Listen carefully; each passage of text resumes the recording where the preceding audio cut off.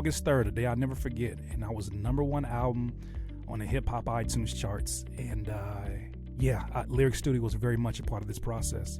So as a recording artist, I have been making music for almost 20 years.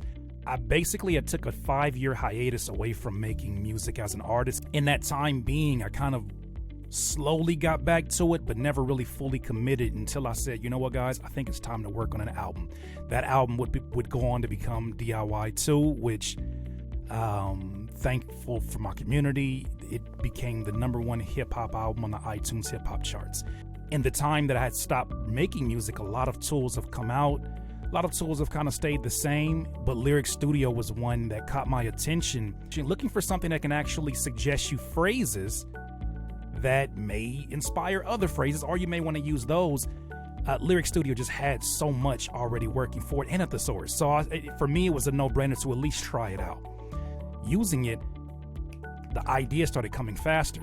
And not so much that it's all about speed, but I do think some special things happen when you capture what I've heard to be called lightning in a bottle, right? You have this idea and you want to act on it and get as many raw iterations of it as possible. I think LyricStudio is so important to making that process a lot smoother. But I've always kind of been like, it needs to be pure. It needs to be just me. And all that was ego talking. So having something now where in 2022, this is what you kind of expected, right? As kids, we expected that this would be a time where AI technology could make our lives easier. In studio environments, when I used to live in LA, there would be a room full of people. Some would be assigned to be producers. Some would be assigned to literally be the singer on the chorus.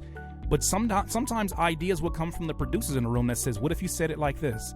Or they would throw lines out there that rhyme with the lines that the songwriter who's assigned to that room is trying to figure out what goes good with that.